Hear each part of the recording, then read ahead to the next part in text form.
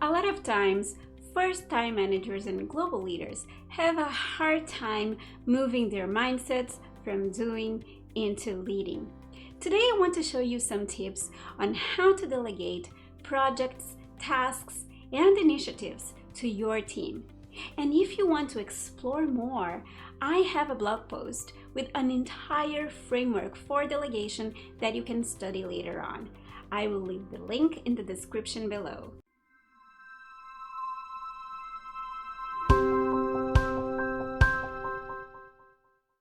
Hi, I'm Tatyana Fittipaldi.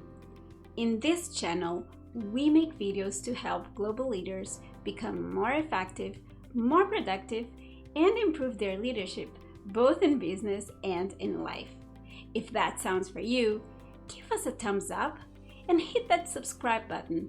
Oh, and then don't forget to hit the bell so that you can be notified when a new video comes up.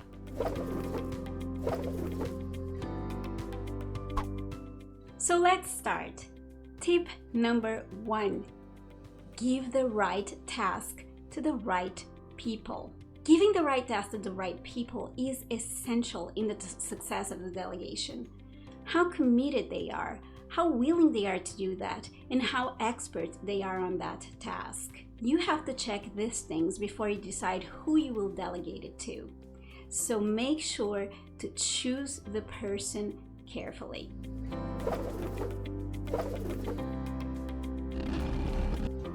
Tip number 2 is about sharing very specific goals, objectives, and instructions about your task or initiative to the person you are delegating it to.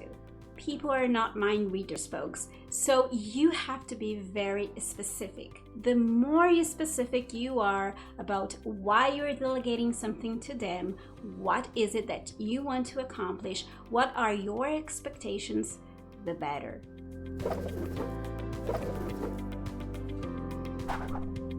Tip number 3 will sound a little bit strange, but bear with me 1 second. China's Whispers is super fun to play, but don't do that when delegating. If you know you have to delegate something 3 levels below you, don't ask your direct to talk to their direct that will talk to their direct. Instead, talk to the right person yourself and give the instructions yourself. Your chances that delegating this task to this person will become much higher by doing so.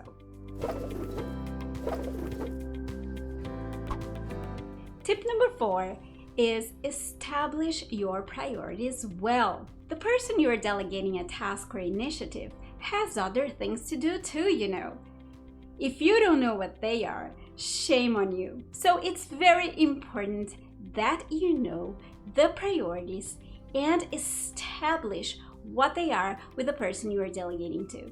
So what they have to do first, this or that. It's super important that you make perfectly clear what you expect them to do first. If you want to learn more about prioritization, I will leave a link in the description below with a free masterclass we have on prioritization.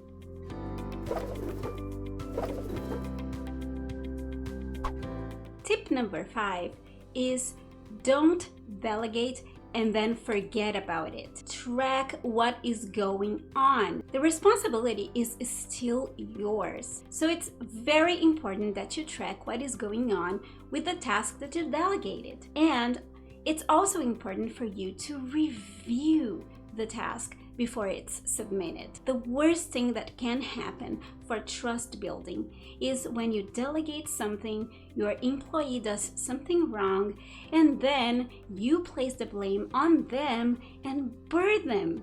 That's not good. That's not good for trust building. So it's super important to take responsibility and track and review the tasks and initiatives that you are delegating.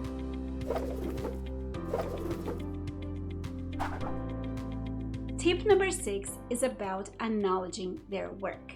Once they completed the task that you delegated, Regardless of the task being done right or wrong, it's important for you to acknowledge their work. They took time, effort, and energy to do the task that you delegated. So it's important to say thank you.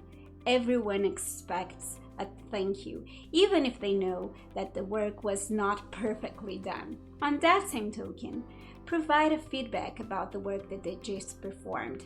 That's important for their learning experience. I like to call this a debrief session because feedback is more an appraisal about the person or the individual per se, while a debrief session actually is a debrief about the task and the initiative, the work that has been done. It's basically a deconstruction about how things went and what should be improved going forward. So take some time. It doesn't have to be long. You can use 15 minutes to do that. Just make sure to talk with your employee about their experience, what went right in their opinion, what could be improved, and I guarantee both of you will learn from this experience.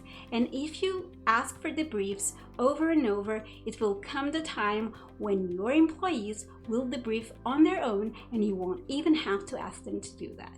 I'm Tatyana Fittipaldi, and if you like this video, give us a thumbs up, share with your friends, hit the subscribe button, and also hit the bell so that you can be notified about the new videos when they come up. Thank you so much for watching.